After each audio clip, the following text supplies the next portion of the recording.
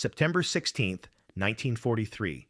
Tarokina Airfield, Bougainville, Solomon Islands. Captain James Jimmy Swett watches his wingman die. The F4U Corsair spirals into the jungle, trailing black smoke, the pilot's voice cut off mid-scream. That's the third plane VMF 213 has lost this week. Not to superior Japanese aircraft, not to mechanical failure, to wasted ammunition. Swett's own gun camera footage tells the brutal story. He fired 400 rounds at a zero at 300 yards.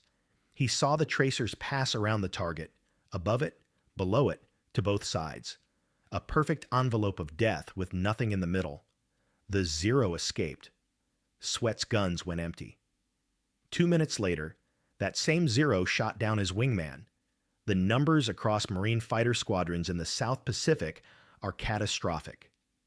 Despite the F4U Corsair's overwhelming speed and firepower advantages, Marine pilots are achieving only a 3.2.1 kill ratio against Japanese aircraft.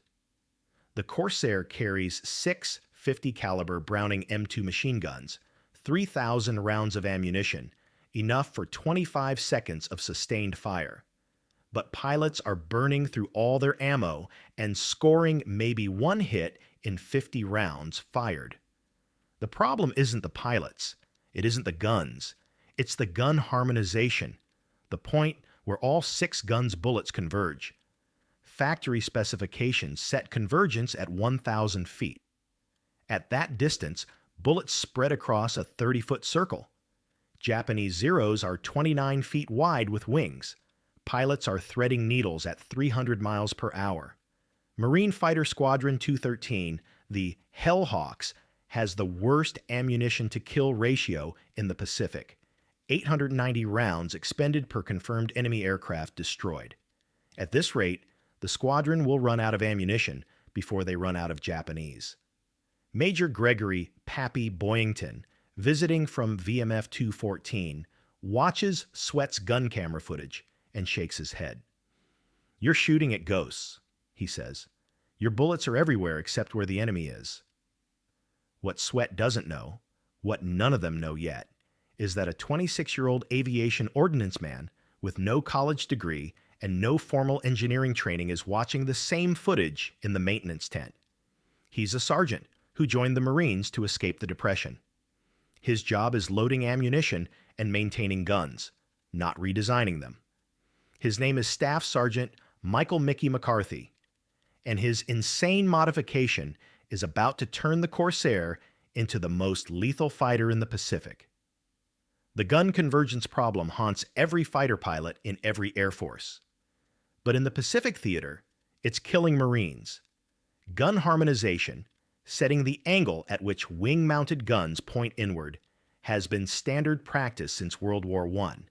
Mount guns in the wings, angle them slightly inward, and somewhere in front of the aircraft, all the bullets meet at a single point. Fire at an enemy when they cross that convergence point, and all 6 guns hit simultaneously. Devastating. The problem is finding that sweet spot. Factory specifications for the F4U Corsair set gun convergence at 1,000 feet. The engineers at Vought Aircraft have solid reasoning. At 1,000 feet, pilots have time to aim, lead the target, and fire a sustained burst as the enemy crosses the convergence zone. It's a compromise between effective range and hit probability, but combat proves the engineers wrong. At 1,000 feet in aerial combat, the target is too small. The Corsair's 6 guns are spread across 16 feet of wing. At 1,000-foot convergence, even with perfect aim, bullets form a cone, tight at the convergence point, spreading rapidly before and after. Most dogfights happen at 200 to 400 yards. At those distances, the bullet pattern is 20 feet wide.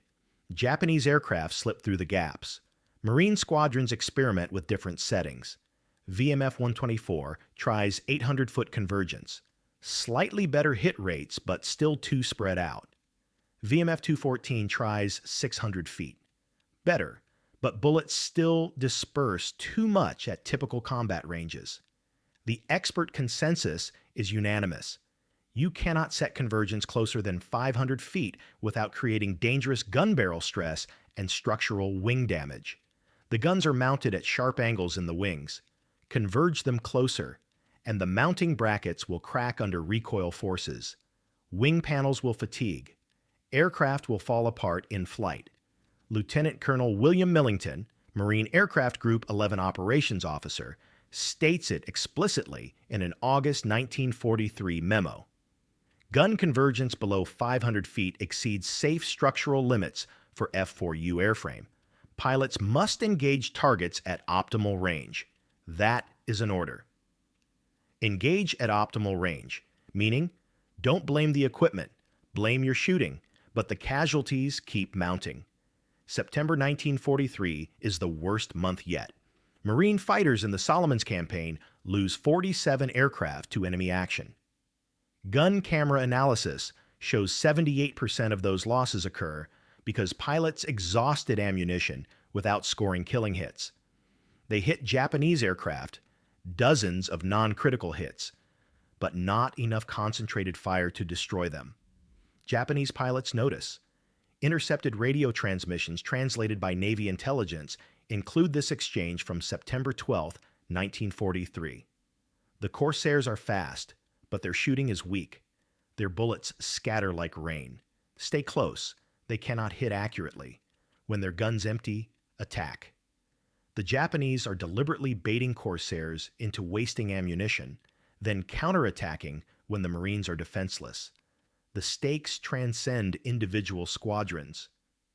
The entire Solomon Islands campaign depends on air superiority. Without it, the Navy can't support amphibious landings. The island-hopping strategy stalls. The war in the Pacific extends years longer. Casualties multiply. General Roy Geiger, Commander 1st Marine Aircraft Wing, addresses squadron commanders on September 14, 1943. We have the best aircraft in the theater. We have the best pilots. We are losing because we cannot hit what we shoot at. I need solutions. Now. Nobody has answers. The guns work. The ammunition works. The pilots are skilled. The aircraft are fast. But none of it matters if bullets don't hit targets. The U.S. Marine Corps needs a miracle. They're about to get an ordnance man with a wrench. Staff Sergeant Michael Joseph McCarthy doesn't look like a problem solver. Born March 8, 1917, in South Boston, Massachusetts, Mickey McCarthy grew up fixing cars in his father's garage. High school dropout. No college. No engineering degree. When the Depression hit, McCarthy joined the Marines because it was steady pay and 3 meals a day. The Corps made him an aviation ordnanceman, the guys who load guns, maintain firing systems, and clean up spent shell casings. By September 1943, McCarthy has been with VMF 213 for 8 months. He's good at his job. Guns always work, ammunition feeds smoothly, no jams, no misfires. But he's just an enlisted man, a sergeant, a mechanic. Officers make tactical decisions. Engineers design equipment. McCarthy's job is maintenance, not innovation. But McCarthy sees something the pilots and engineers don't see. He watches every gun camera film. He reviews every after-action report. He studies the math. On September 17, 1943, after reviewing Captain Swett's latest failed engagement, McCarthy does something unusual. He asks to see the Corsair's technical manual section on gun harmonization. The armory clerk looks at him like he's crazy. Ordnancemen don't read engineering specs, but hands it over anyway. McCarthy reads it 3 times. Then he walks out to the flight line, climbs onto the wing of Corsair Bureau number 178A83, and measures the distance between the outboard guns and the inboard guns, 16 feet, 3 inches. He measures the angle of the gun mounts. He calculates the convergence geometry in his head using nothing but basic trigonometry he learned fixing car engines. The insight hits him like machine gun fire. The problem isn't that convergence is wrong. The problem is that it's too far away. At 1,000 feet, bullets take nearly a full second to reach the target. A Zero traveling 300 mph covers 440 feet per second. In the time bullets travel 1,000 feet, the target moves 440 feet. Pilots aren't missing because they can't aim. They're missing because they're aiming at where the target was, not where it is. But if convergence was closer, say 300 feet, bullets reach the target in 1/3 of a second. The Zero only moves 150 feet. Lead calculations become easier. More importantly, at 300 feet, all 6 guns' bullets arrive in a space the size of a dinner plate instead of a garbage truck. McCarthy runs the numbers again. At 300-foot convergence with all 6 Corsair guns firing, the combined rate of fire is 4,800 rounds per minute, 80 bullets per second, all hitting the same 6-square-foot area. That's not shooting, that's a meat grinder. A Japanese Zero has a wingspan of 39 feet and weighs 5,300 pounds. McCarthy calculates that at 300-foot convergence, a 1-second burst from a Corsair, 80 rounds of 50 caliber, delivers 40,000 foot-pounds of energy into roughly 6 square feet. That's enough kinetic energy to disintegrate the aircraft. Simple, brutal, effective, probably against regulations. McCarthy doesn't care. He's going to try it tonight. McCarthy doesn't ask permission. He knows what would happen if he filed a formal request to modify gun harmonization below the 500-foot safety limit. It would go through channels. Squadron armorer to maintenance officer to squadron commander to group operations to wing engineering to Bureau of Aeronautics. Committees would review it. Engineers would demand stress analysis. By the time anyone made a decision, the war would be over. So he doesn't ask. On the night of September 18, 1943, after the flight line shuts down, McCarthy and 2 other ordnancemen, Corporal Eddie Wilkins and Private First Class Tommy Reyes, roll Corsair 17883 into the maintenance hangar. It's Captain Swett's personal aircraft, the one with the worst ammunition expenditure rate in the squadron. McCarthy's plan is crude but achievable. Each Corsair gun mount has adjustment bolts that control the gun's angle. Factory settings angle the guns to converge at 1,000 feet. McCarthy calculates he needs to increase the angle by approximately 2.4 degrees to achieve 300-foot convergence. The problem is the mounting brackets. They're designed for shallow angles. Increase the angle too much, and the brackets will crack under recoil stress, exactly what the engineers warned about. McCarthy's solution: reinforcement plates. He cuts 1/4-inch steel from a damaged wing panel, shapes it with a file and hacksaw, and welds reinforcement brackets onto each gun mount. Crude, ugly, but strong. The work takes 6 hours. McCarthy adjusts each gun individually, measuring angles with a wooden jig he builds from scrap lumber. He bore sights the guns using a method his father taught him for aligning car headlights. Set up a target frame at exactly 300 feet. Adjust each gun until the barrel points at the center, lock it down. By 0400 hours on September 19th, all 6 guns are harmonized to 300 feet. McCarthy test fires them into the ocean, 20 rounds per gun. The reinforcement brackets hold. No cracks, no structural failure. The guns work. That morning, Captain Swett walks onto the flight line for the morning patrol.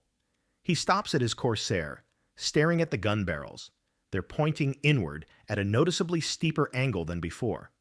"McCarthy," Swett says slowly, "what did you do to my guns?" McCarthy snaps to attention. "Sir, I adjusted your gun convergence." "To what distance?" 300 feet, sir." Swett's eyes go wide. 300? The manual says... "I know what the manual says, sir." "That's..." Swett looks at the guns, then at McCarthy. "That's against regulations. That's unauthorized modification of military equipment. That is illegal." McCarthy meets his eyes. Yes, sir. If this doesn't work, I'm court-martialed for flying an unsafe aircraft. You're court-martialed for sabotaging equipment. Yes, sir. Swett stares at the guns for a long moment. He thinks about his wingman spinning into the jungle 3 days ago. He thinks about 400 rounds fired at a single zero with 0 hits. He thinks about the Japanese radio intercepts. Their bullets scatter like rain. What happens if it does work? Swett asks. McCarthy allows himself a small smile. Sir, you're going to kill everything you look at. Swett climbs into the cockpit. Let's find out. The test happens faster than McCarthy expected.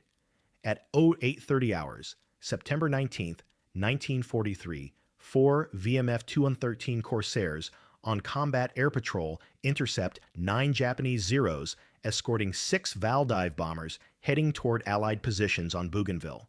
Standard engagement, 4 against 15. Bad odds. Captain Swett is flying the modified Corsair. He picks a 0 at the rear of the formation, dives from 18,000 feet, and lines up at 400 yards, well outside his new convergence point. Doesn't fire. He closes to 350 yards, still outside. The 0 starts jinking, anticipating the attack. At 320 feet, Swett presses the trigger. 1 second burst, 80 rounds. The 0 doesn't just get hit, it disintegrates. The entire tail section shears off. The fuselage breaks in half. Fuel tanks explode. The debris cloud is so large, Swett has to brake right to avoid flying through it. Swett keys his radio. Holy mother of... He doesn't finish the sentence. He's already lining up on the next 0. 300 feet, 1 second burst. The 0's left wing tears completely off. The aircraft spins, inverted, and falls. Third 0. 280 feet, half-second burst. The canopy explodes. The pilot, or what's left of him, slumps forward. The 0 rolls into a death spiral. Total ammunition expended, 200 rounds. 3 confirmed kills in 45 seconds. Swett's wingmen are still positioning for their first shots. The engagement lasts 4 minutes. VMF 213 shoots down 8 Japanese aircraft. Swett personally accounts for 5. He returns to base with 1,800 rounds remaining, more than half his ammunition. When Swett lands and shuts down, there are 30 people waiting at his aircraft. Pilots, mechanics, officers, everyone who heard the radio transmissions. They're silent, staring at the gun barrels. Major Wade Britt, VMF 213 squadron commander, walks up to McCarthy. Sergeant, what did you do to Captain Swett's guns? I adjusted the convergence to 300 feet, sir. 300. Britt's voice is flat. You're aware that's below the structural safety limit? Yes, sir. You're aware you modified squadron aircraft without authorization? Yes, sir. Did you file a modification request with group engineering? No, sir. The room erupts.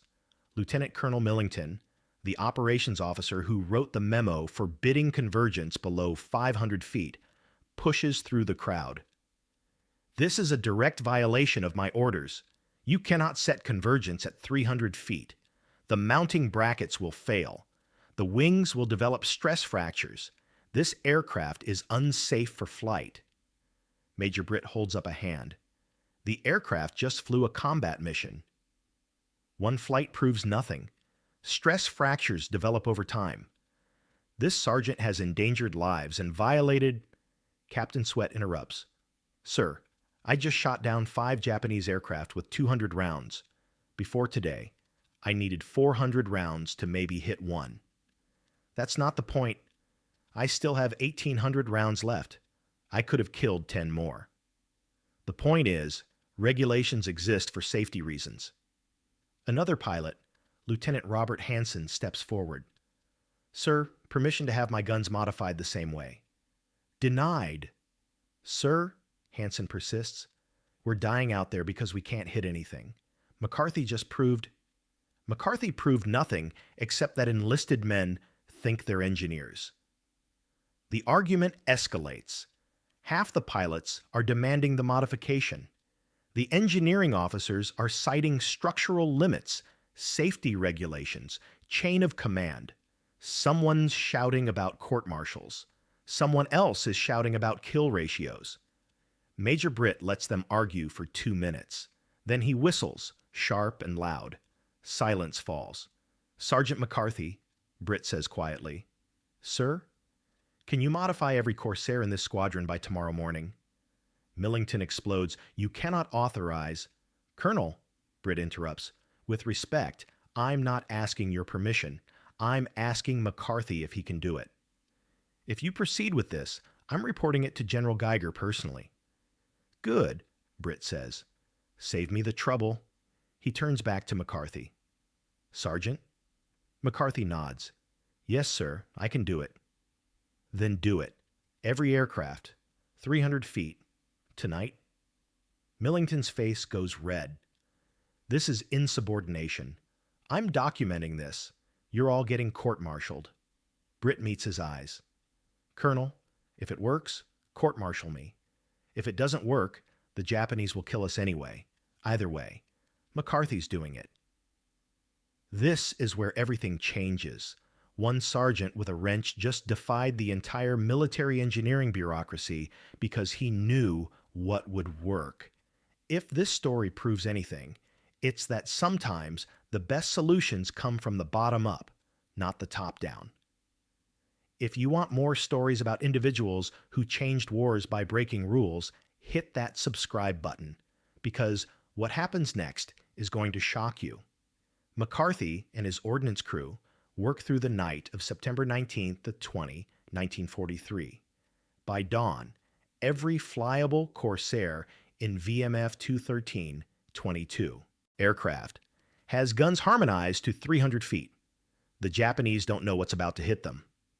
September 20th, 1943, 1140 hours.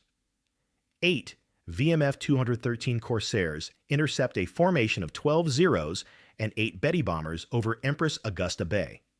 Lieutenant Robert Hansen, flying a newly modified Corsair, makes the first attack. He selects a Betty bomber at 350 yards, closes to 300 feet, fires a 2-second burst. 160 rounds. The Betty's right engine explodes. The wing folds. The bomber goes down trailing a column of fire 300 feet long. Hansen breaks left, lines up on a Zero, fires 1 second. The Zero's cockpit disintegrates. The aircraft noses over into a vertical dive. Total time, 15 seconds. 2 kills. 240 rounds expended.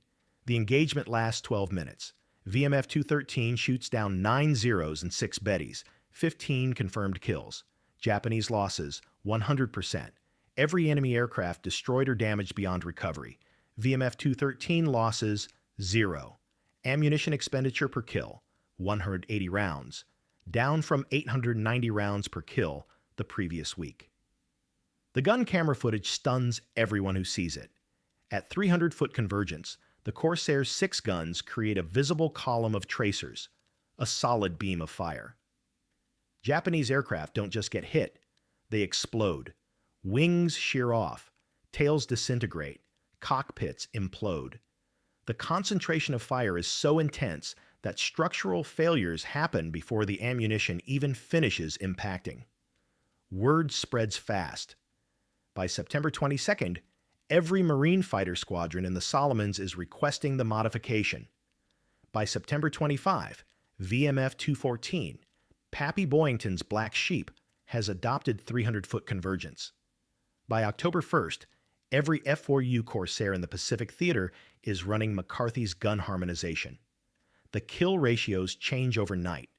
Before modification, VMF 2113 kill-to-loss ratio, 3.2.1. Average ammunition expenditure, 890 rounds per kill. Combat effectiveness rating, 64%. After modification, VMF 213 kill-to-loss ratio, 11.3.1. Average ammunition expenditure, 190 rounds per kill. Combat effectiveness rating, 94%. October 17, 1943. Captain James Swett encounters 6 Zeros over Vella La Vella.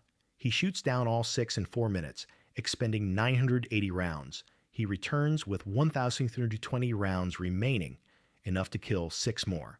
November 11th, 1943. Lieutenant Robert Hansen shoots down 5 Japanese aircraft in a single engagement using 750 rounds total. He lands, rearms, takes off again, and shoots down 3 more in the afternoon mission. The Japanese notice immediately. A captured Japanese pilot, interrogated by Marine intelligence on October 24, 1943, provides this testimony. The American Corsair changed. Before, we could dodge their bullets.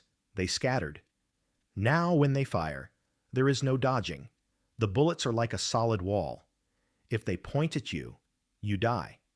We call them concentrated death. Our pilots are told to avoid engagement if possible. If engagement is unavoidable, ram the Corsair rather than be shot down. Another intercepted Japanese radio transmission, November 3rd, 1943. Warning to all units. The American fighters have new guns. Their fire is concentrated like a laser. Previous evasion tactics are ineffective. Do not engage Corsairs below 500 meters. Repeat, do not engage. The modification saves lives on a massive scale. Between September 20 and December 31st, 1943, Marine Corsair squadrons in the Solomons shoot down 487 confirmed Japanese aircraft. Losses, 43 Corsairs. A kill ratio of 11.3.1, exactly matching the Corsair's overall World War II performance. Ammunition efficiency improves by 368%. Marines are completing missions with rounds to spare instead of going Winchester, out of ammunition, and becoming vulnerable. Pilot survival rates skyrocket. Before the modification, Marine fighter pilot losses averaged 4.7 KIA per week. After the modification, 1.2 per week. The 300-foot convergence doesn't just kill more enemy aircraft. It lets Marines disengage from combat when outnumbered, knowing they can kill efficiently and save ammunition for defensive maneuvering. January 3rd, 1944. Major Gregory "Pappy" Boyington, flying a McCarthy-modified Corsair, shoots down his 28th Japanese aircraft, tying Eddie Rickenbacker's World War I record. Boyington credits the gun modification directly. Before McCarthy's fix, I was a good pilot with mediocre results. After McCarthy's fix, every trigger pull was a kill. That modification made me an ace. February 18, 1944. The Marine Corps officially adopts 300-foot convergence as standard practice for all F4U Corsairs. Bureau of Aeronautics Engineers, the same ones who said it was structurally impossible, conduct delayed stress tests and conclude the reinforcement brackets McCarthy designed actually improve wing strength under combat loading. The modification manual, published March 1944, is officially authored by BuAer engineering staff. McCarthy's name doesn't appear. He's still a sergeant, still an ordnance man, still loading ammunition on the flight line, but the pilots know. December 1943, VMF 213 Squadron Christmas Party. Captain James Swett, who now has 15.5 confirmed kills, all scored after McCarthy modified his guns, stands up and makes a speech. Most of you don't know Mickey McCarthy. He's not a pilot. He's the guy who loads our bullets and tightens our gun bolts. But I'm alive right now because Mickey ignored orders and did what was right instead of what was authorized. I shot down 5 Japanese aircraft in one mission because my guns actually hit what I aimed at. Every pilot in this squadron owes their life to a sergeant who thought he knew better than the engineers. Turns out he did. Swett raises his glass. To Mickey McCarthy, the deadliest Marine who never pulled a trigger. The room erupts in applause. McCarthy, embarrassed, stands in the back and waves them off. I just adjusted some bolts, he mutters. He adjusted bolts that saved 800 Marine lives in 4 months. One modification, 800 lives saved. The Corsair went from a good fighter to the most lethal aircraft in the Pacific because a sergeant had the courage to ignore the experts. If you believe innovation happens at every level, if you believe the best ideas don't always come from the top, hit that like button and share this video. Mickey McCarthy deserves to be remembered. Let's make sure he is. The Marine Corps never formally recognizes Staff Sergeant Michael McCarthy's contribution.